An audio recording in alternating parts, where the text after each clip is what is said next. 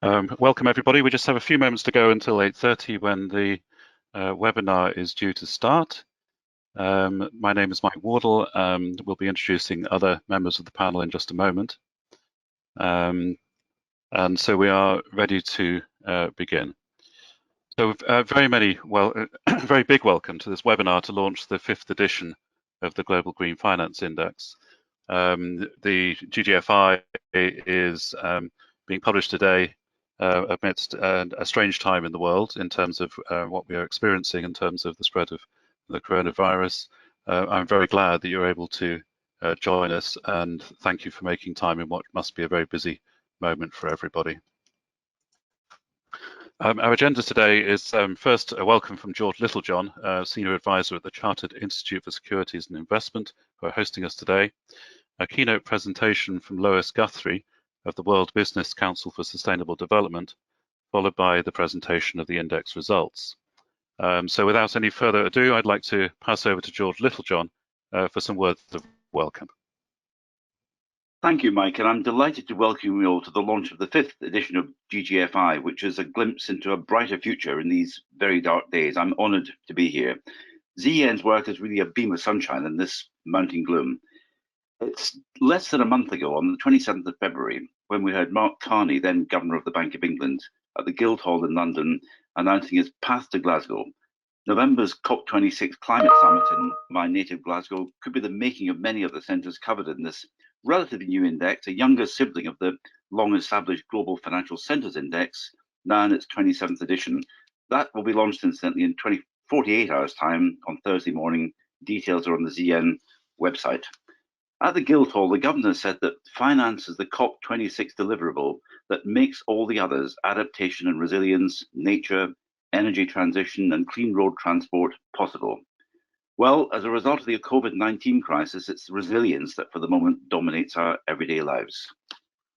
Best estimates suggest that investors controlling over $40 trillion in assets want to see transition plans to a low-carbon world from their portfolio companies. As Mr. Carney said, achieving net zero will require a whole economy transition. Every company, every investor, every bank, every insurer has to adjust their business models. His words were, "This could turn an existential risk into the greatest commercial opportunity of our time." Well, we seem to be long on existential risks at the moment, but the challenges and opportunities of responsible finance remain. CISI is a global professional body with some 50,000 members. Michael Manelli, who will speak later, is one of our most distinguished honorary fellows. We're formerly part of London Stock Exchange. Our members work in wealth management and investment banking, and so are directly responsible for helping allocate capital to manage risks and seize opportunities across the global economy. Lois will be speaking shortly about the 3 R's: reporting, risk management and return, that need actions, not just on Mr. Carney's road to Glasgow, but ahead of that. And the CISI, in common with other major professional bodies, is focusing on them to help unlock the private financial flows that are vital to the transition. Let us now welcome the first of today's experts, Lois Guthrie, a director at the World Business Council for Sustainable Development's Redefining Value Programme. Before joining WBCSD, Lois was a tax advisor with PwC, my old shop, and Zurich Insurance Company. She simultaneously pursued a career in climate and natural capital reporting with CDP, the Climate Disclosure Standards Board, and the International Integrated Reporting Council. Enjoy this webcast. It will be fascinating. Mike, back to you, and thank you all.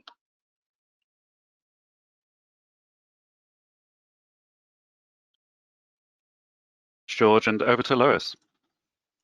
Thank you very much for your introduction, George, and thank you, ZN, for inviting me to participate in this webinar to launch the new Global Green Finance Index.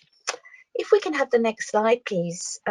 Today, I just have 10 minutes in which I'll cover 5 points. A little bit of context setting about the role of green finance, 1 minute on WBCSD, then a look at the activities we've been conducting to support the implementation of the recommendations from the Task Force on Climate-Related Financial Disclosure, the TCFD. The last main point will look at how WBCSD member companies are developing financial instruments, investments and project financing designed to achieve sustainable outcomes. And I'll end with some brief conclusions. So on to the next slide, please. So as George has already noted, finance is the lever that makes all other climate deliverables possible. It's got the power to transform activity and behaviour, to amplify effectiveness of government policy, and enable and accelerate the transition to the low carbon economy, which is all important. So as George said, Governor Carney has identified 3 priorities for identifying which organisations are ready for the transition and which are not. Reporting, particularly according to the TCFD recommendations, understanding climate risk and managing it, and returns. At WBCSD, we have projects focused on TCFD reporting and risk management, and in the latter case, applying the COSO Enterprise Risk Management Guidelines to ESG issues.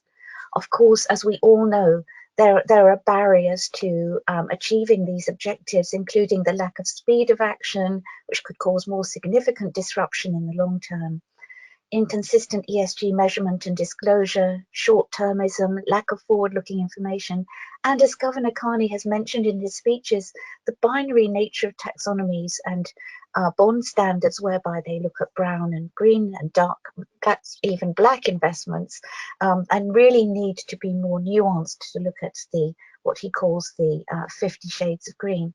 Of course, the final thing to mention there is the scale of investment required is huge, estimated at $3.5 trillion in infrastructure investment required every year for decades. So on to the next slide, please. Just a little bit about WBCSD, which is a global CEO-led organization of 200 businesses that work together to accelerate the transition to a sustainable world by making more sustainable businesses more successful and creating a world where by 2050, 9 billion people live well within the planet's boundaries. The circle on the right-hand side summarizes the 6 programs we operate in order to advance our mission and vision, and the program value. So on to the next slide, please. In our Redefining Value program, one of our activities focuses on how 6 high-impact sectors are implementing the TCFD's recommendations. We were invited by the TCFD Secretariat to facilitate small groups of leading companies that we call preparer forums to look at how they're already responding to the TCFD's recommendations, what challenges they face, and what opportunities they identify for enhancing disclosure over time. So preparer forums for the oil and gas sector, the electric utilities and chemical industries have already completed their work. They're the 3 listed on the left-hand side of the slide, and you can find the resulting reports, little pictures of which are on the right-hand side of the slide on WBCSD's website. Each report contains examples of current effective disclosure practice. We're hoping to issue the Construction and Building Materials Forum and the Food, Agriculture and Forest Products report within the next few weeks, and we hope to work with the auto industry later in the year. Now, importantly, as you all know, the TCFD recommendations are designed to elicit information from companies for an investor audience to inform their decision-making. So as part of each preparer forum work, although we were focused on the actions of companies, we did hold informal discussions with a small selected group of investors in order to understand their information needs on the actions companies are taking to address climate change. And the investor views are summarized in the reports too. So if we move on to the next slide, you can imagine that there are many, many things we covered, but for the purposes of this webinar, I've picked out the things that seem to be of particular interest to investors. We heard from them that their decision-making is assisted and enhanced by access to quantitative information. And particularly, as George has mentioned, resilience, of course, is the issue of the day. And certainly this is something we discovered since working on our first preparer forum. So the quantitative information that investors are keen to receive shows the company's flexibility, their transition plan, and how it is to be executed. And the examples that I've extracted from the report identify the metrics that companies are using to disclose and explain this, to give evidence of their transition plans. Now, I'm afraid that the examples that you have before you from our Oil and Gas Preparer Forum report are now a bit out of date. They are mostly taken from 2017 annual reports, but they're designed to show what companies think is necessary to demonstrate resilience to direct and indirect climate risks. So at the top left, you'll see an extract from Shell's Energy Transition Report, which shows how diversity in their portfolio provides resilience through price cycles. The bottom left example is from Shell's Sky scenario, showing the different types of and degrees of action that is required to reach the Paris goals. In the top right-hand corner, we have an extract from Eni's Path to Decarbonisation report that includes many metrics, including the level of green investment, total R&D, expenditure related to decarbonisation, uncommitted investments available for flexibility and adaptability, a stress test applied to upstream portfolio resilience and its impact on asset fair value, and carbon pricing impacts. And finally, on the bottom right, we have an extract from Equinor's Socially Responsible Investment Day, showing stress testing under various scenarios, how CO2 costs are embedded in investment decisions, and so on. Now, the reason I show these is to show that the extent to which companies are devising ways of demonstrating their resilience and evidencing their plan and how they are executing it. On the next slide, just very briefly, you'll see that we had similar evidence from the chemicals and electric utilities industries, where you can see here examples from DSM, Enel, and BASF that show how growth and revenue is linked to strategic plans and opportunities with specific sustainability outcomes at their core, how investments are being made to support that, how assets and products are being developed and innovation leveraged to support new business models and financial stability and response to predicted climate risks. So just to end this section on the TCFD work that we're doing with the next slide, please, Mike. In summary, the companies that we've worked with are already actively implementing the TCFD recommendations so far as they can. They're building internal capacity, developing their capabilities, setting up cross and interdisciplinary processes, working with academics, with others, and developing their internal cultures to respond to climate and sustainability threats. They're sharing knowledge and expertise within and outside their organisations, and certainly the food and agriculture and construction companies have said to us that really a value chain approach is essential to understanding corporate actions and challenges. As Mark Carney has said, it's essential that companies show their plans, and that's what they're trying to do, as well as how they're maximising opportunity and financing that. You can see on the right-hand side a list of challenges. I won't go through these in the interest of time because some of them will be familiar to you, but the companies, of course, are struggling with exactly what is an established measure of strategic resilience. How should it be disclosed? We've seen some examples, we have some ideas, but I think the important thing now is to establish the dialogue with investors to address these challenges and to develop the progress that's already been made. So that there you have a list of the challenges. If we could move on, please, just to look at something else in the WBCSD community. This is just a little look at the ESG financing options being put in place by some of our members. And one of the things that they refer to by way of evidence of their sustainable activities. So we see, again, this is slightly out of date, but we see about $68 billion in ESG-linked debt securities being issued by our WBCSD member companies across different bonds, loans, credit facilities, and other financing options. If we look at the next slide, I've just filleted out 4 case study examples. We have others to show the degree and type of activity Iberdrola, I think, has been pioneering green finance since 2014. As a renewable energy company, all their financing is focused on renewable energy production, energy efficiency, and reducing greenhouse gas emissions. We also have an example from the Nordic forestry company Stora Enso, whose financing is focused on reducing greenhouse gas emissions per ton of pulp, paper and board produced, and on science-based targets, sustainable forest management, regeneration of forests. And we have two other examples on the screen from Toyota and Friesland about the activities that they're undertaking and the objectives that they seek to achieve.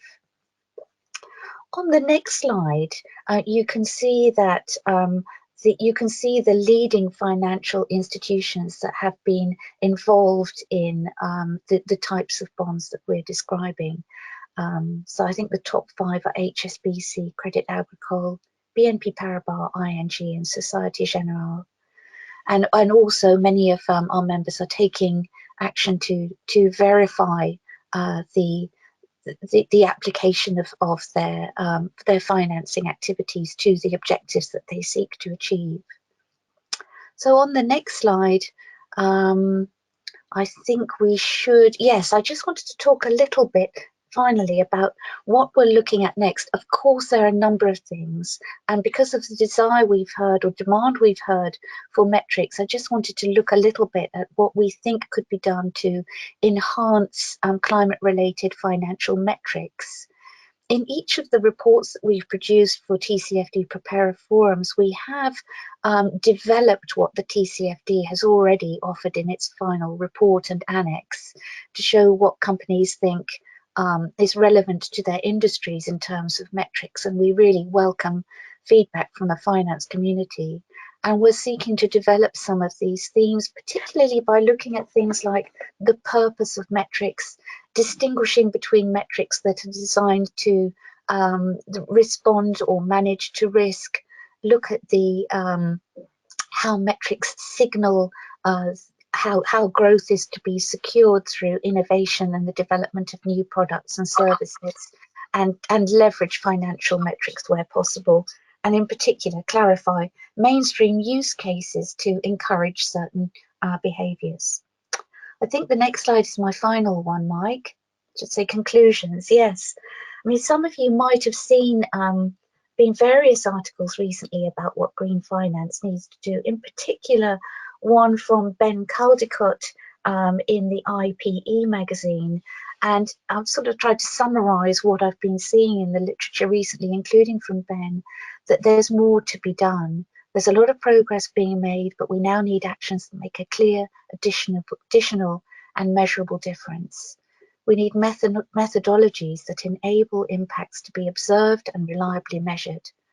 Taxonomies that are more nuanced, that develop understandings of green finance and communicate what is to be signalled through corporate activities more clearly to investors.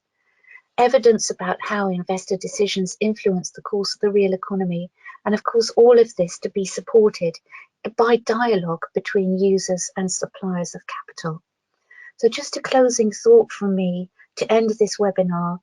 I'm sure that as we are, many of us in lockdown mode, we're having an opportunity to think and to read. And I think Mike and Michael are going to come on to look at the wealth of research that's in the public domain. And perhaps it's a good time for us to reflect on how we can leverage all that good thinking to address the challenges that we're discussing today. So I'll end there and wish you all well in these troubling times.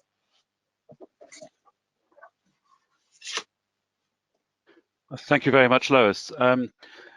To all of us, if you do have any questions for the panel, we are planning there will be some time at the end of the presentation, and we may be able to answer some of those questions during the webinar. You can submit a question by using the dashboard to the side of your screen. There's a questions box, and you can post a question there. And towards the end of the session, we'll cover as many points as we can. So a little bit about ZN and the Global Green Finance Index. The index is part of the Long Finance Programme run by ZN. The programme of work aims to look at the question of when would we know our financial system is working, including the nature of sustainable finance, green finance, responsible finance, depending on how you choose to define it. Other parts of the Long Finance Programme look at the role of technology and science, and the role of long-term economic thinking in terms of supporting the financial system. We're well known at ZN for doing research into financial centres, both the Global Green Finance Index, but also the Global Financial Centres Index, and indeed other research projects that we undertake into what makes cities, financial centres, work well. As well as publishing research into finance, economics, technology, science, and sustainability, we provide information services through the Financial Service Club Bulletin system. This is a system which is a forward-looking information and news search. And for each of the bulletins, we choose a particular topic, such as this example of sustainable finance. And the research results returned don't simply give you the title of the article that's being published, but actually summarize the article through a piece of machine learning that goes through the article and comes up with its own summary. There's around 200 topics available for investigation, and please do get in touch if you are interested in following that up, or simply sign up on the subscription you can see on screen. On the Global Green Finance Index itself, the initiative is sponsored by the MAVA Foundation in Switzerland through its program on the sustainable economy. And our aims in publishing the index are to encourage financial centres to become greener, the financial system to deliver sustainability, encourage both collaboration and competition in and amongst financial centres, and to help catalyse growth in the sector. Because green finance, although it's growing, is still a small part of the totality of the financial system, and we think it needs to continue to grow. And in terms of definitions, we use the following definitions in our index work. First, on financial centres, focusing on places with an intense concentration of financial activity involving an interlocking sector, financial sectors and transactions. And on green finance, the basic greenness measure is any financial services activity that results in positive change for the environment and society. And those definitions underpin the way we look at the index. Very briefly, before I come on to the index results, on the methodology, the index is a factor assessment index that uses a range of instrumental factors, quantitative data series, on business, sustainability, human capital, and infrastructure. And for each city in our research program, we assess their score in each of these instrumental factors. We then also survey the opinions of finance professionals on the depth and quality of green finance in financial centres across the world, and they provide assessments of depth and quality for each of the centres that they know. We then use a machine learning algorithm to combine the instrumental factors and survey assessments into a single index, and that is the approach that we've taken to developing our indices for some years. First of all, the reason for using both data measures and assessments is that data measures are often historical and out of date, whereas assessments are quite often to the minute, or indeed looking a little bit ahead. And secondly, that we can fill in the gaps in both of the data series by looking at correlations between the two. So first, a few notes on the assessments provided to underpin the index. Those providing assessments of green finance in financial services are drawn from a broad range of the financial services industry. You'll see that both the banking, professional services, policy and public finance, investment and knowledge sectors are very well reflected. And respondents come across the world, although currently with more responses from Western Europe, Asia Pacific and North America than from other regions, perhaps reflecting the emphasis on green finance in different parts of the world.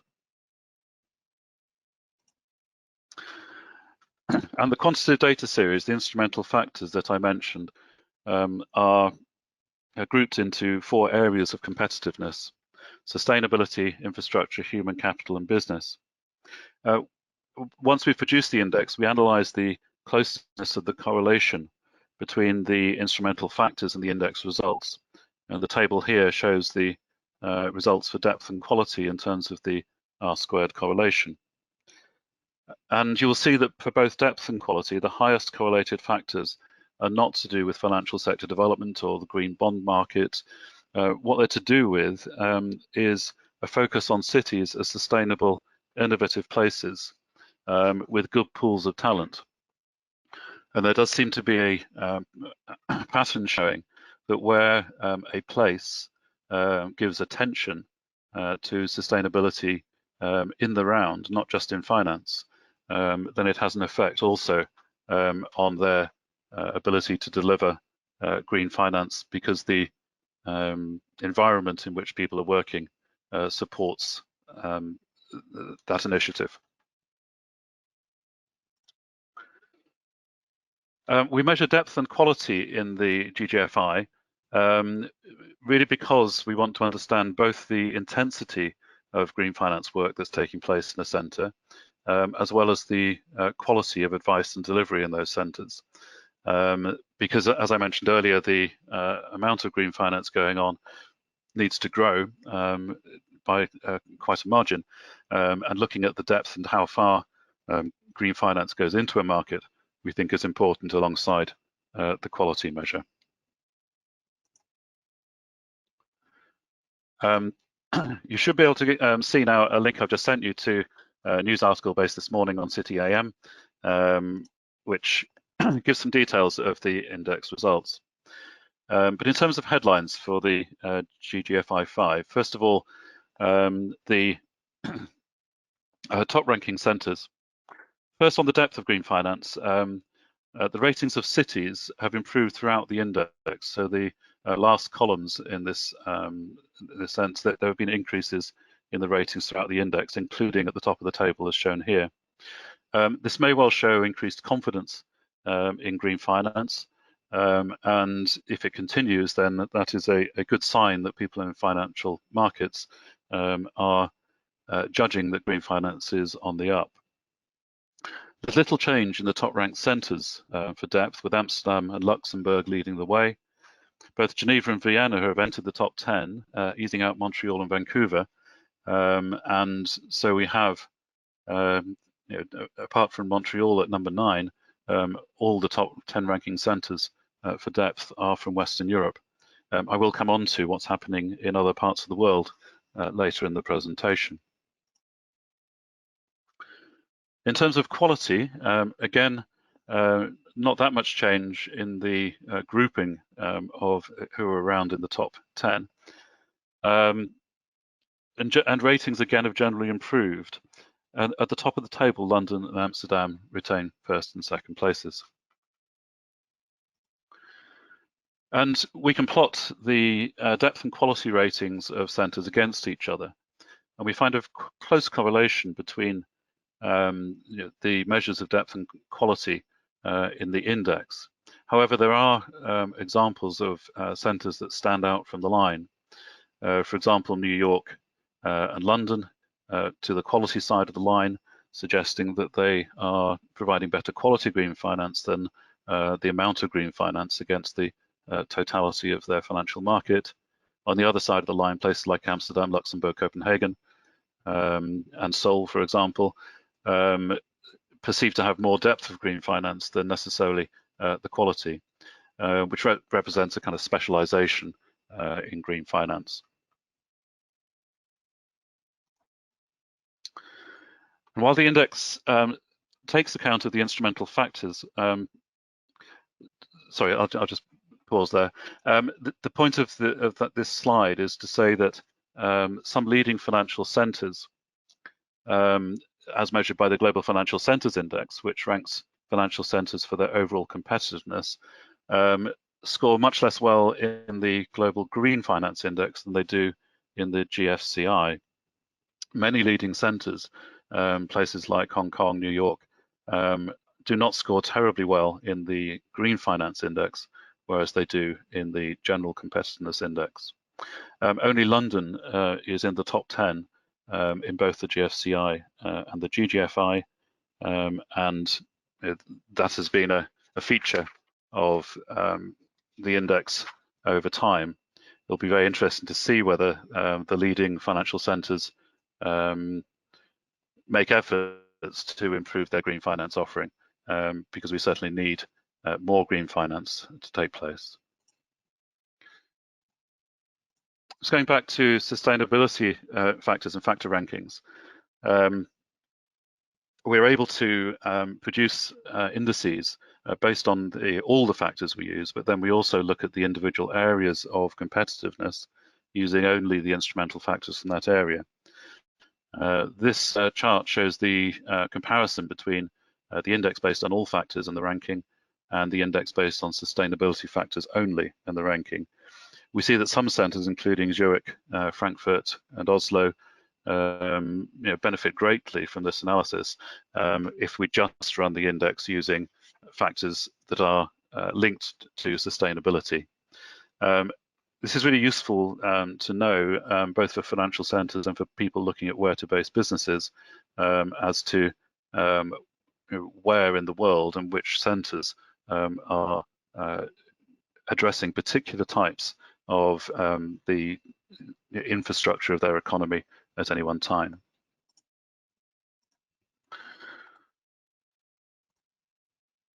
Just in terms of the leading centres on depth and quality, the leading centres continue to improve their ratings, although the rate of increase for quality for London is slower than others in the group, and I'll come on to that again in just a moment.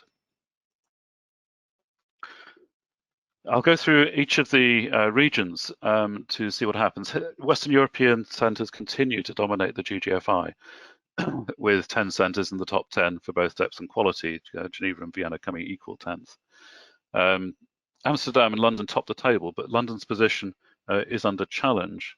And if we did a straight line trend of the change in ratings in the index moving forward from GGF5, both Amsterdam and Zurich would overtake London by the time the next edition of the index is published in 6 months' time. So there's real competition at the very top of the table in Europe. In the Asia-Pacific, region, Sydney comes top of the tables both for depth and quality, overtaking Beijing in the depth index and retaining its place at the top of the quality index.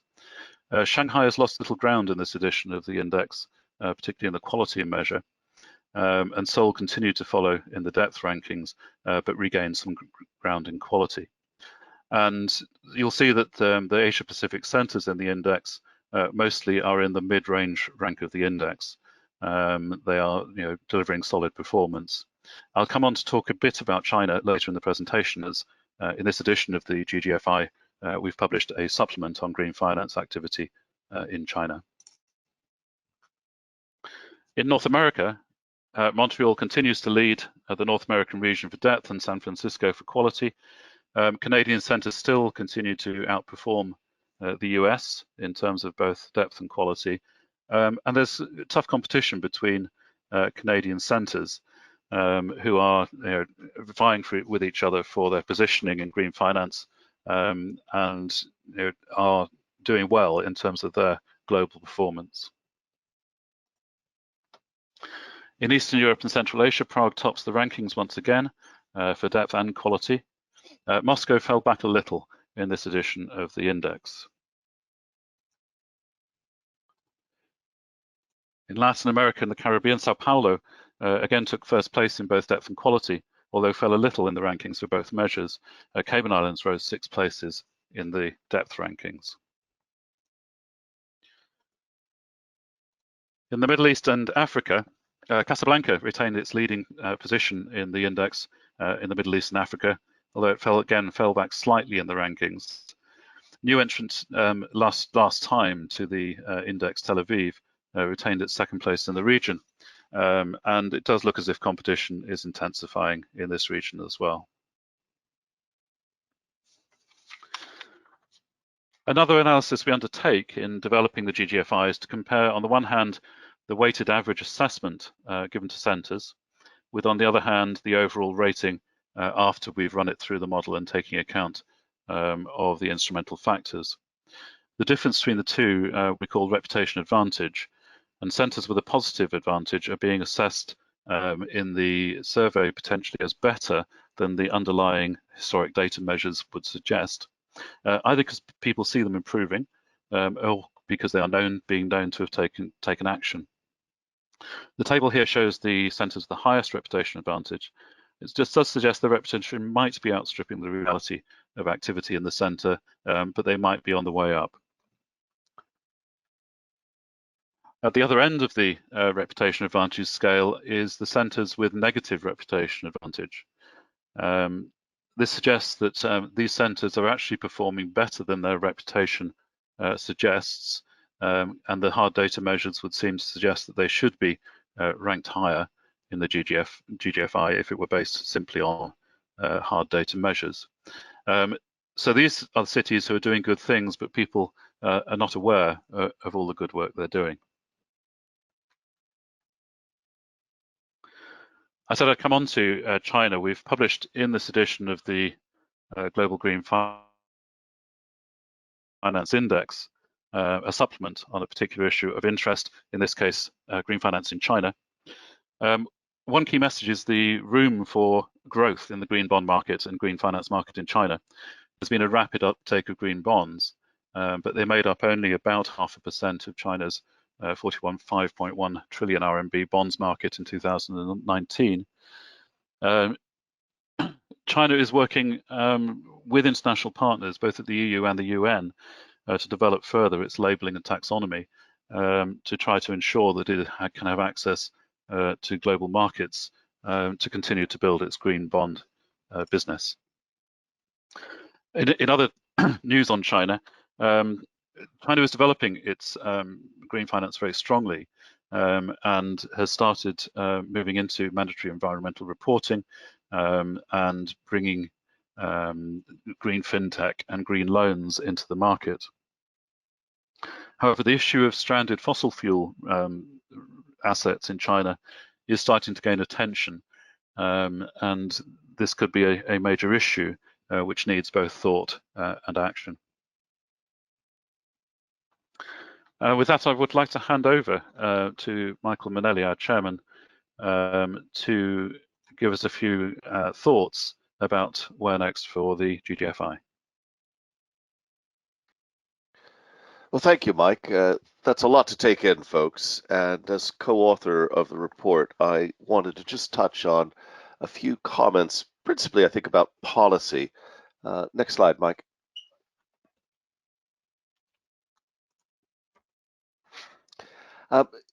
One of the things we concluded in doing the research was to ask a number of fairly pointed questions about what was really on practitioners' minds. There's often an unwillingness, I find, to confront green finance and to talk about what it means in practice. Why should finance of any color be different than just raw red and black?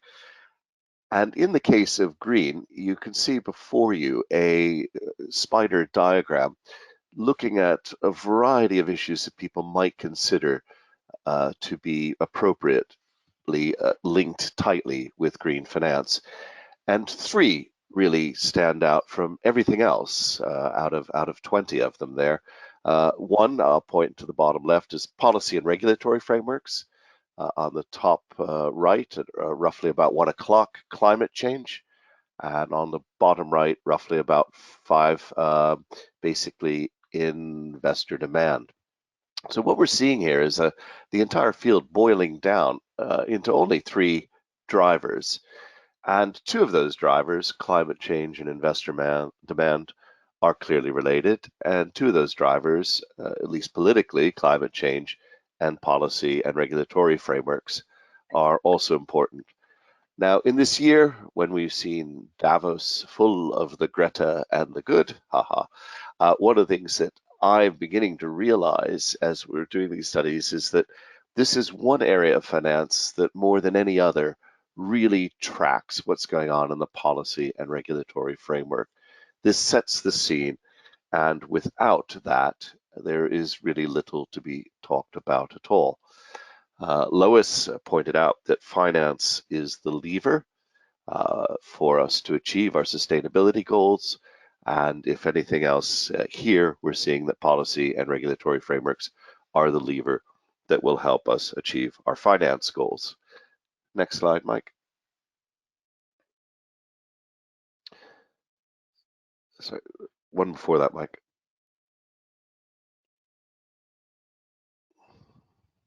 Right. There we go.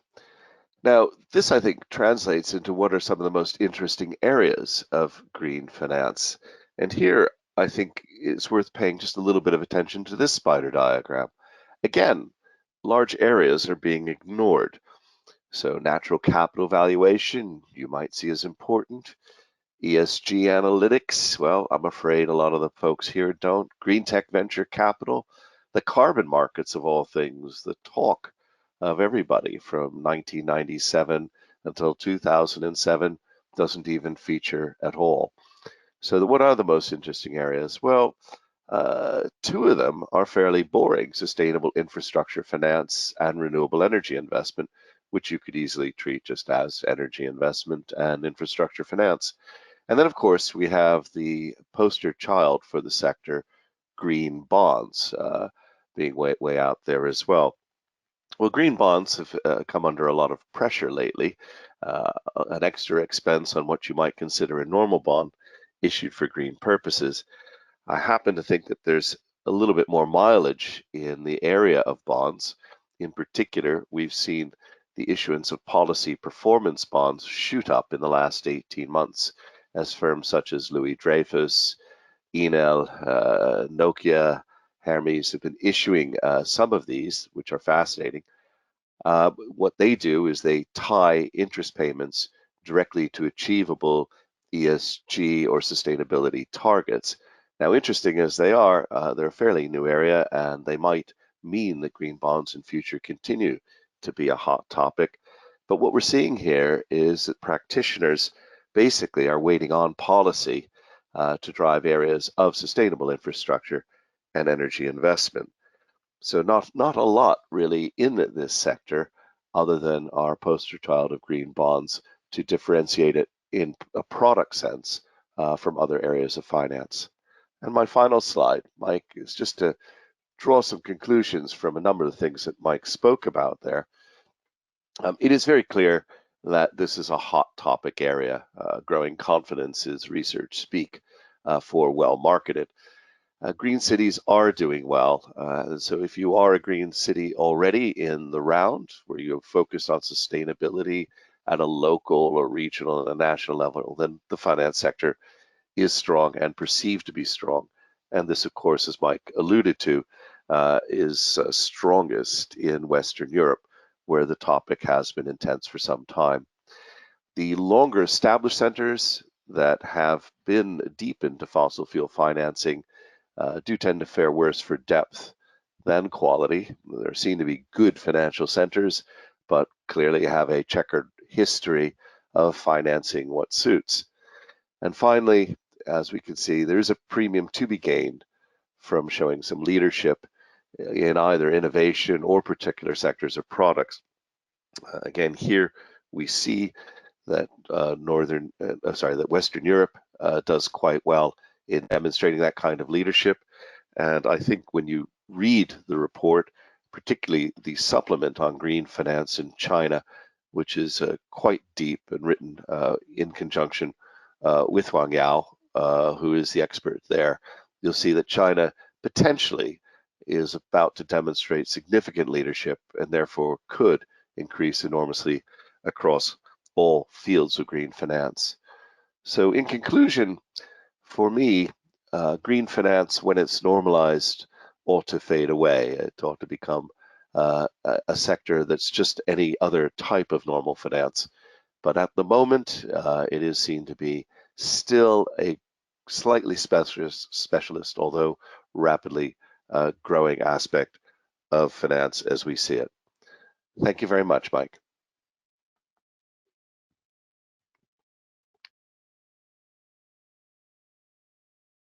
Well, thank you, Michael. We do have around about 10 minutes, which isn't very long, to get through questions.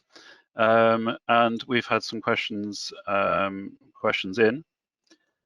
If I might, I'll read those out so that we all hear them and ask members of the panel to comment. And first of all, a question on the sort of the current state of the world, I guess, and this one might be for you, Michael. Asking whether the index might need to change its focus in the slipstream of return to normality after the current health crisis has run its course. And it may be too early to really say where this kind of research will develop. But Michael wondered whether you had any thoughts on that question. Well, we could dwell at length speculating about coronavirus and its impact. I think there are a few things that do come to mind. One, looking ahead, it's quite clear that the authorities have felt that largely bypassing the financial system has been the way to address this crisis. I say that in the sense of obviously lockdown and direct rules of various forms may well be necessary and what we're going through. But it's interesting that in the financial aspects of the economic crisis that is associated with COVID-19, we've seen that the authorities are looking effectively at direct payments and things like that, and not counting on the financial system to provide liquidity or loans. I think this is something that might come back to bite the financial system in 4 or 5 months. You weren't there during the financial crisis. Heck, you caused it. And when we had another crisis, you really weren't a core utility to solving it. You were just a core utility for payments. Now, this could, in fact, have ramifications on green finance and lead to more direct public sector investment and therefore make the sector a little bit less interesting. The other thing I think is we're going to see a lot of analysis post-crisis about deaths and death rates. We're taking some pretty interesting decisions in terms of economic impact for a relatively small number of people. And I'm not trying to belittle the crisis in any sense, but we're looking at sort of the number of people in the UK who die from road deaths in a year or 2 years. So as we look back, one of the most interesting points I saw made over the past week was that to date, something like 77,000 people might have been saved in China by coronavirus simply because of the reduced pollution levels. So those two things to me, what's the role of the financial system in solving some of our big societal issues, I think will be questioned. And I think we'll see a much harder and deeper analysis about the impact of the environment on health and longevity. Michael, thank you very much. The next question, I think, is probably for George, if you wouldn't mind trying to pick this one up. The question is whether there's any sign there's been any turning away from the green agenda by governments, talking both about governments in Europe, London, and in the US, by asset managers and industries. And so the question is, has there been a turning away from the green agenda by governments, and what the impact might be? Thanks, Mike. Yes, I can see the reasons why people would not so much turn away from the green agenda, but ignore it for the time being, because everything in all of our lives for the past 2 weeks, let us say, has been dominated by the virus. But I think the role of clients in this is very important. And in some discussions over the past week, with wealth management in particular, one of our key membership areas, there's no doubt at all that clients are still aware of the importance of matters green, matters responsible finance. We see green finance as being part of the whole responsible finance way of doing things, that we should all be taking much more responsibility for the future. I had a WhatsApp conversation 2 nights ago with my son and his partner and 2 small grandchildren, and it suddenly dawned on me that the people who are paying for all this government funding right now are not me and not my children, but my grandchildren, who in 30 years' time will still be paying off these huge debts. So I think there's likely to be a growth in the importance of, if you like, good ancestors, and certainly a number of our wealth management firms have seen not just a lingering but a growing interest in what's happening with investment money, both personal investment money, pension funds, and so on. There are some issues which Michael's chart raised in an interesting way about ESG analytics, where there are some very difficult questions being asked even still by clients who think they're invested in green funds and see in their portfolio, let's say BP, very respectable company doing great job on the environment and so on, but perhaps not the best. But BP scores extremely well on the G of ESG, very good governance, and has been for many years.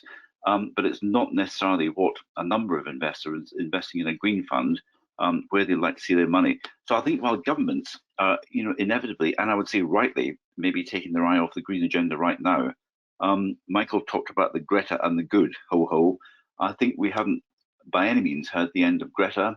There was some outrage over our kitchen table this morning when a certain sports apparel company had decided, then changed its mind to stay open, to sell more cheap products against government guidance. And I think there will be new attitudes towards consumerism. Thanks, Mike. Very much. And next question, I think, is one that Lois might be able to pick up. The question is that for ESG, the question, are there any prevailing frameworks for measuring and scoring companies and their organizations in a way that enable accurate comparisons, such as the SASB framework in State Street and BlackRock? Do we think that there are any industry standards, whether SASB or others? Yes, a common question. WBCSD is framework neutral, as we say. However, and for whoever asked this question, an interesting resource for you to look at is something called the Reporting Exchange, www.reportingexchange.com. And in order to answer the very question that the questioner has asked, and one that we hear a lot from our members, we set up this online free platform with partners that monitors and records all national and international voluntary and mandatory provisions that directly or indirectly affect the way in which companies report on ESG matters. So naturally, GRI, SASB, CDP, all those sorts of corporate reporting dialogue member frameworks are on that platform, along with regulatory developments such as the EU NFR. Now, from doing that work, what we have been able to see is some patterns emerging. We've been able to identify where there is coalescence between what one might call requirement developers, i.e. those asking companies to produce information about the types of information they want. And if you look at WBCSD's last Reporting Matters publication on our website, you'll see that we've produced a little table that summarizes where we see coalescence around certain requests for information that are commonly asked for by, yes, SASB, yes, CDP, and others. So I think in answer to this question, rather than saying that there is a framework that is becoming a standard, I haven't seen evidence of that, but I have seen evidence of where there is coalescence between standard setters about certain things. I'll just add briefly, much of the coalescence is around what one might call operational metrics and indicators of things that can be observed, measured, audited, and that relate to previous periods. Where we think there is work to be done, and I'm not sure that there's any single standard that currently can help us with this, is with the more forward-looking information types and, developing what we hear investors are interested in, which is the measures of resilience and the evidence of the plan and how that plan is to be executed. Lois, thank you very much. We're running short of time, but we have 2 questions still to look at. The first one is a question about what overlaps we see between digital finance and green finance. I'm going to start off with a couple of comments, and then Michael may have some thoughts as well. One of the things we are considering and thinking about is the new areas that digital finance allows finance to reach into, and in particular how that might address the question of inequality and the whole equality agenda as part of the Sustainable Development Goals. So we're looking not only at digital finance in terms of how does it potentially replace other forms of finance, but also are there ways in which digital finance and fintech could specifically help to open up financial products to the unbanked and people who otherwise would have difficulty accessing financial services. And in terms of sustainability, that may well be a contribution. Michael, do you want to add anything to that?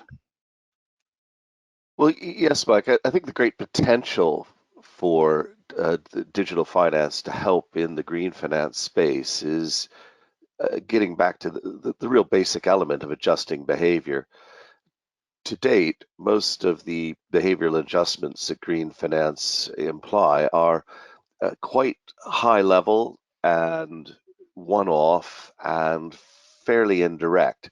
So, for example, by applying using green finance tools, you'll get a green bond. This might give you a slightly lower interest rate on a biomass project that you probably should have done anyway. This is all very indirect and soft stuff. The real potential for digital finance is every minute of every day to adjust real behavior amongst people and firms in real time based on real evidence. Now, that's the potential, but so far we haven't seen that. Most of the applications out there have been about generating or raising awareness, and this has some beneficial aspects. I was afraid myself of the potential which I might call unintended consequence of the plastic straw ban movement and things like that. Those fears have largely been unrecognized, but there are subtleties. So when, for example, should you walk or take a bus? Which product should you buy on the supermarket shelf?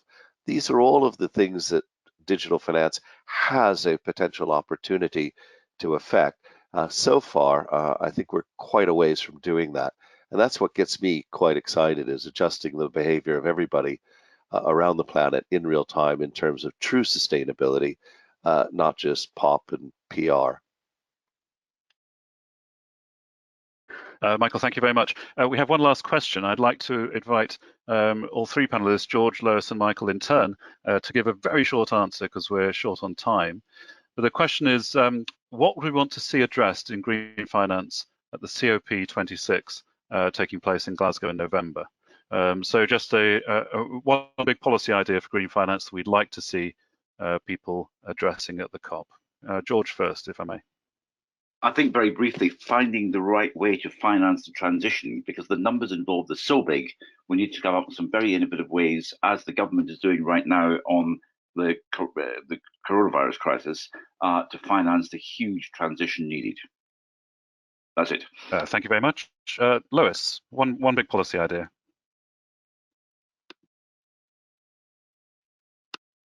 Yes, well, having worked in tax for many, many years, the difference I find between green finance or some aspects of it and tax is, you know, perhaps the lack of definition. So my big suggestion would be to have a clear definition and objective for green finance, and some criteria that enable others to assess whether and to what extent those objectives have been satisfied by things that purport to be green finance.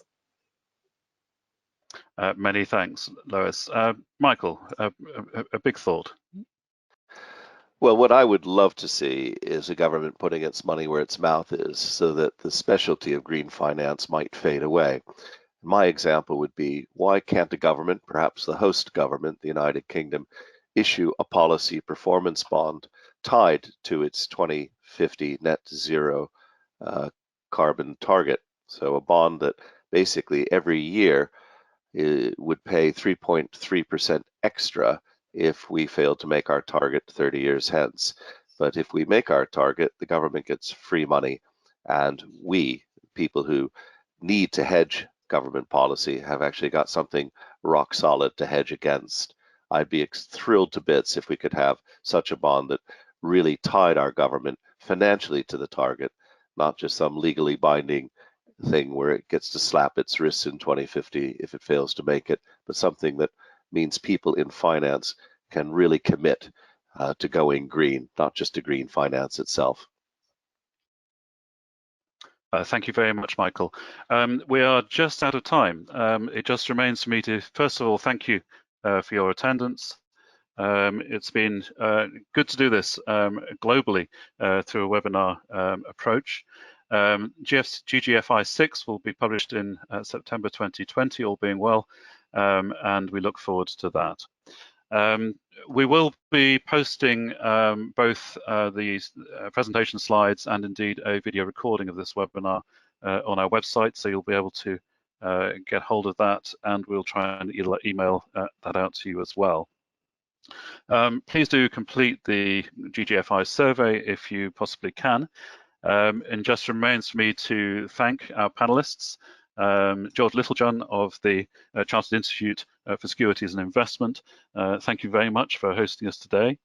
To Lois Guthrie of the World Business Council for Sustainable Development. Fascinating, and thank you very much for your contribution. And finally to Michael Manelli, Chairman of ZN. And we also would like to thank you for your attendance and your attention. Thank you very much. We look forward to meeting you virtually or otherwise in the future. Thank you and bye-bye.